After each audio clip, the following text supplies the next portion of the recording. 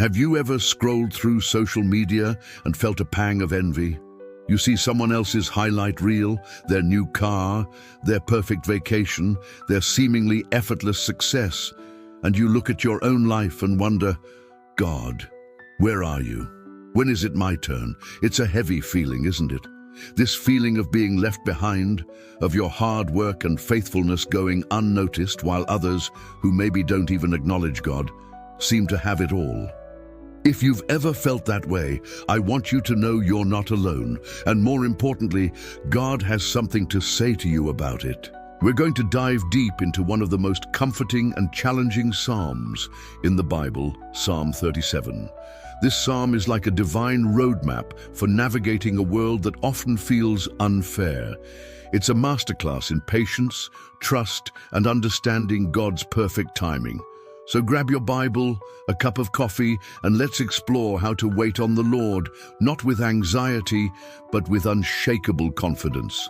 The very first verse of Psalm 37 hits us with a powerful command.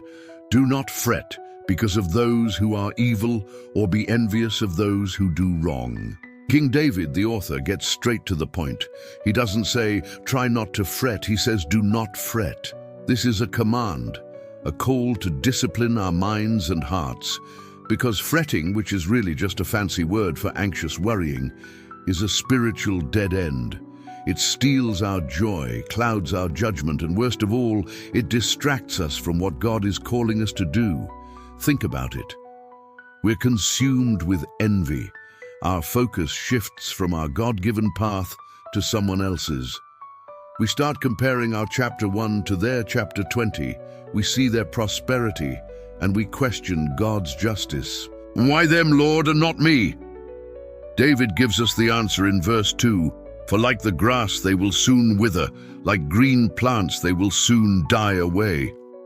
This is such a powerful image.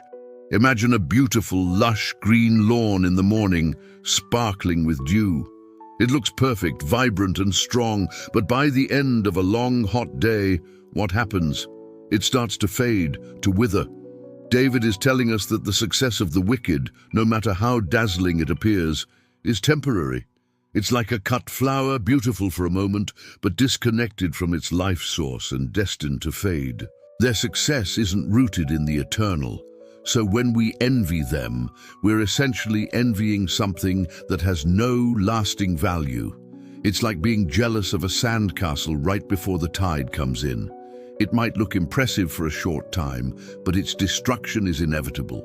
So, if we're not supposed to fret or be envious, what should we be doing instead? The psalm gives us a beautiful three-step action plan in verses 3 through 5. First, trust in the Lord and do good. Trust is the foundation. It is an active choice to believe that God is who He says He is, that He is good, that He is in control, and that He has our best interests at heart, even when our circumstances scream the opposite. But trust isn't passive. It's paired with action, and do good. While you're trusting, keep showing up, keep being kind, keep working with integrity, keep planting seeds of goodness right where you are. Don't let the apparent success of others stop you from doing the right thing. Dwell in the land and enjoy safe pasture.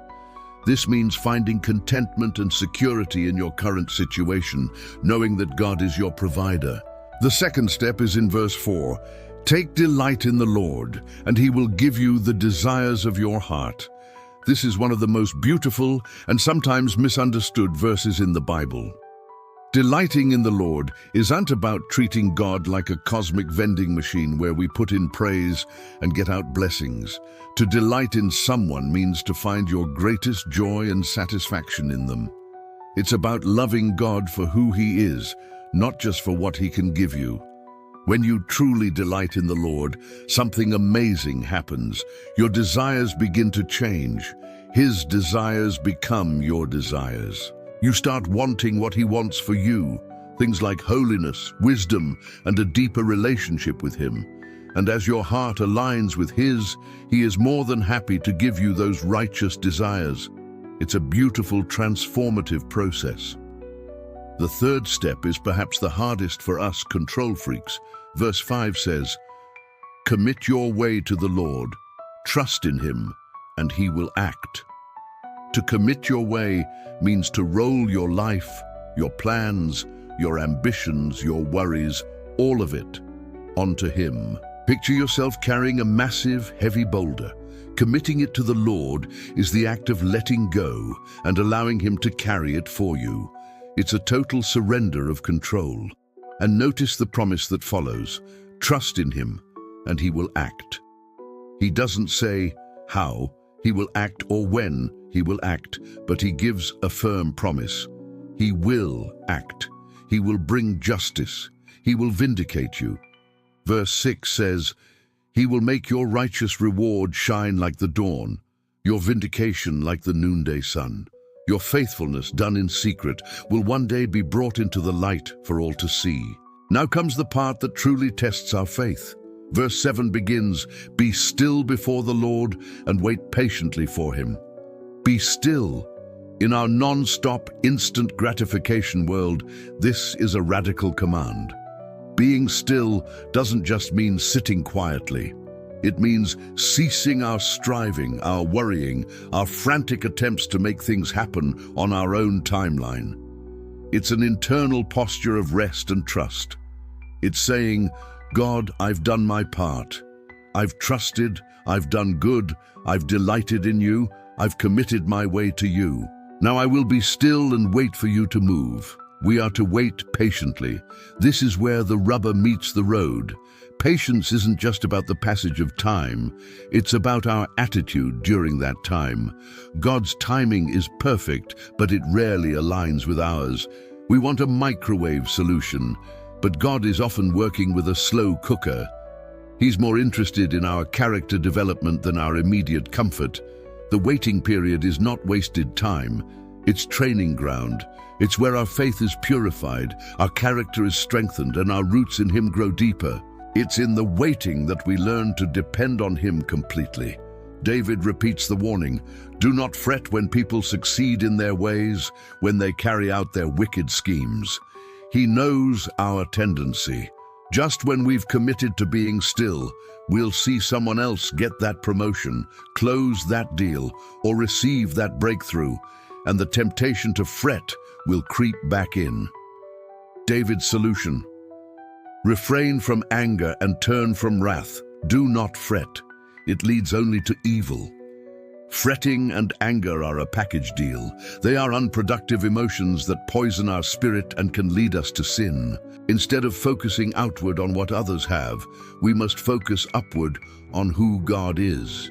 The psalm continues to contrast the fate of the righteous and the wicked. Verse 9, "For those who are evil will be destroyed, but those who hope in the Lord will inherit the land." Again and again, David reassures us that the current state of affairs is not the final story. There's a great reversal coming. The wicked, who seem so powerful now, will be no more.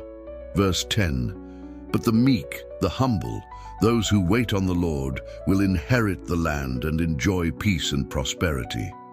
Verse 11, "This inheritance isn't just about a piece of physical land. It's about a secure, stable, blessed future under God's care. It's about experiencing his shalom, his holistic peace that surpasses all understanding. While the wicked are plotting and scheming, grasping for temporary power, the righteous are resting in the assurance of an eternal inheritance. So how do we live this out practically? It starts with our daily choices. When the temptation to envy arises, we must intentionally pivot our thoughts. Instead of dwelling on what someone else has, we can practice gratitude for what God has given us.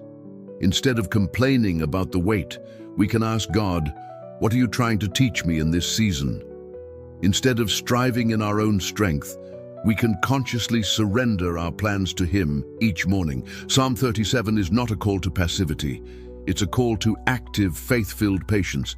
It's a call to trust that while the wicked may have their moment in the sun, the righteous are rooted in the sun, and their future is eternally secure. The process of waiting is a weapon.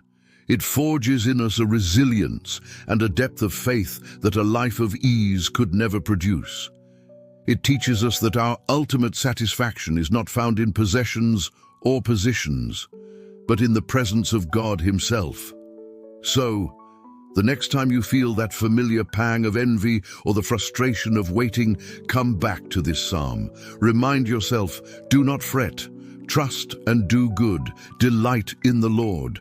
Commit your way to Him and be still. Wait patiently, because your God is at work. He sees you, He loves you, and He will act on your behalf in His perfect time. His promise is sure. Those who hope in Him will never be put to shame. Thank you so much for joining me today. I hope this deep dive into Psalm 37 has encouraged your heart.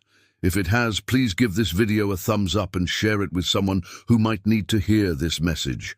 And don't forget to subscribe and hit that notification bell so you won't miss our next study. Let's continue to grow together in faith and patience.